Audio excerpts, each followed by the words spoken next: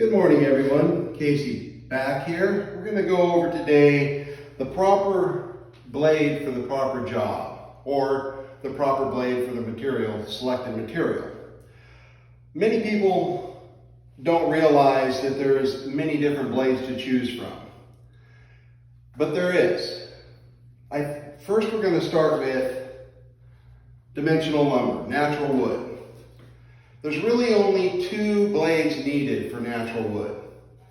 One is a rip blade, which is for cutting along the grain, and the other one is a crosscut blade, which is for cutting across the grain.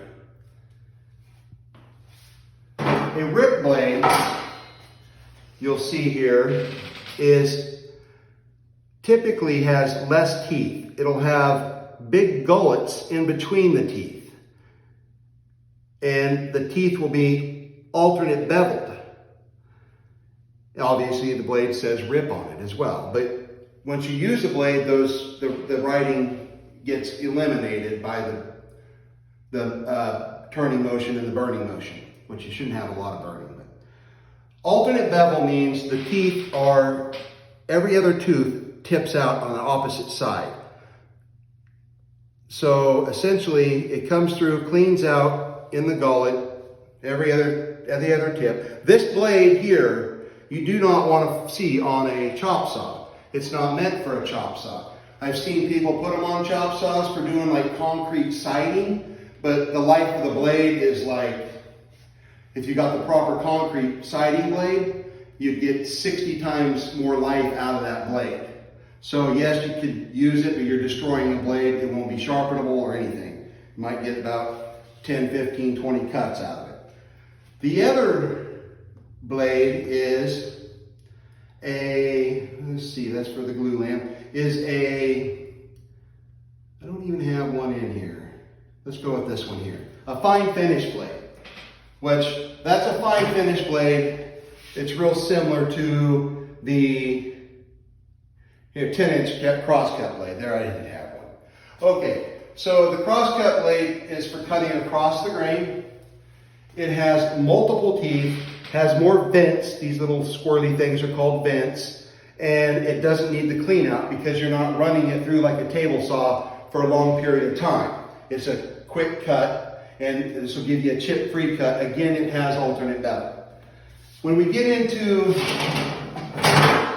non-ferrous materials such as aluminum, the blade for this absolutely can be cut on a chop saw because it's a softer metal. The blade for this is going to be a negative rake. This is a negative rake here. What's negative rake means the tooth is going to be tipped back instead of forward. There's a positive rake where the tooth is tipped forward, and then a negative rake. So a negative rake is going to be tipped forward. This is not a metal blade. I don't want you to, you'll look for a negative rake blade that has more of a triple chip to it for the metal. It'll be tipped back and have a triple chip on the side and I call them a barker, a raker.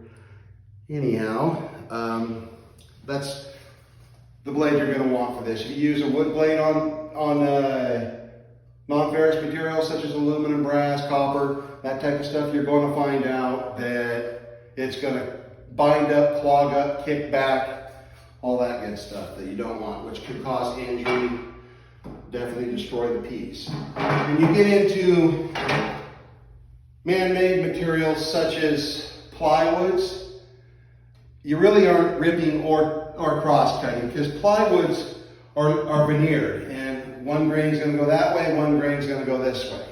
So there are specialty blades for all-purpose blades work well for plywoods and domestic lumbers, but ultimately if you get the right blade for cutting a lot of 2x4s, you want to get the blade for domestic lumber, or an all-purpose, just wouldn't last as long. All-purpose blade will do that. We'll cut through plywood, easy enough, clean enough, or you get into a fine finish because in a fine finish blade, you're going to find out, this is for laminate melamines. This has got a laminate on it. This will cut chip free on the top, so you get a clean cut across here that's chip free, and a clean cut on the back side that's chip free. And typically a laminate blade will have alternate bevel mixed with the triple chips, possibly. They make hollow faces, which means the tip will be hollowed out, like rounded down.